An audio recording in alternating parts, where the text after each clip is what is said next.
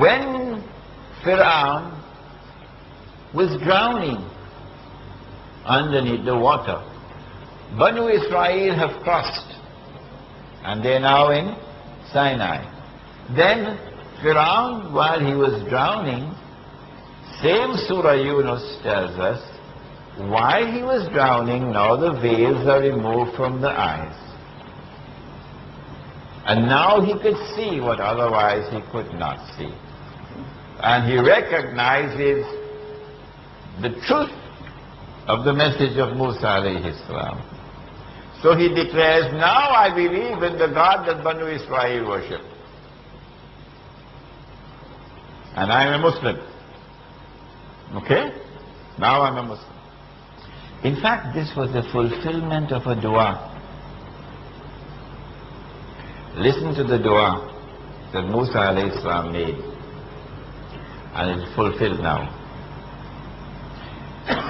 Musa alayhi salam prayed, O Allah, you have indeed given to Pharaoh and to his government and his people, given them splendor, given them wealth in this life of the dunya.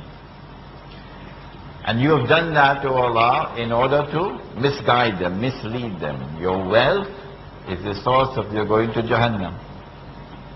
O Allah, I pray to you. Musa alayhi salam is praying.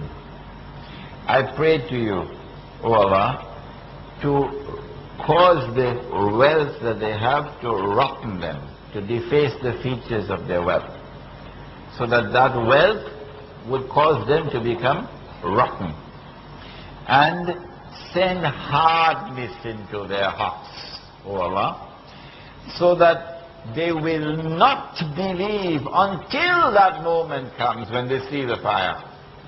Only then they will believe. They will not believe until that moment comes when the veils are removed and now they can see what they could not see before. Only now would they believe. And Allah then responded and He says, قَالَ قَدْ أُجِيبَتْ دَعْوَتُكُمَا. Your dua of Moses and Musa and Harun, your dua is accepted. And so Fir'aun, at the last moment, when now he can see what otherwise could not be seen, now he accepts Islam.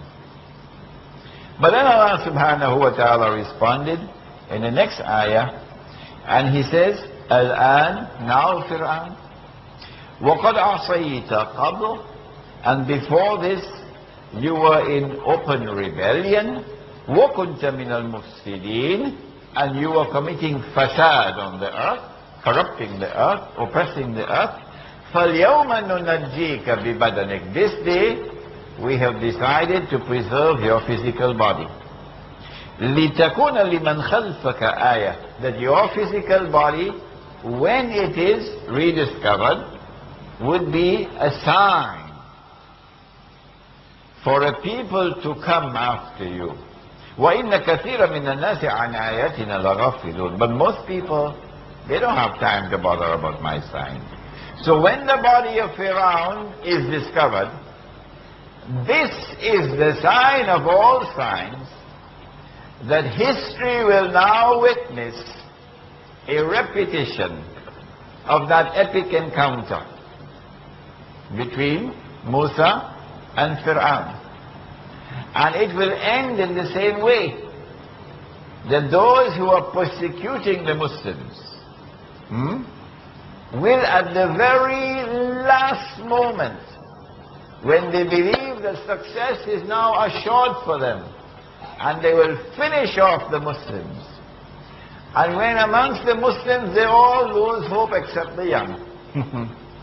At that last moment, Allah will intervene. Over there He intervened with the rod and the sea, and over here He intervened with the son of Mary, who now comes down, which was my lectures on Jerusalem and the Quran and all the other lectures. The body of Fir'aun was discovered towards the end of the last century, a little bit more than 100 years ago.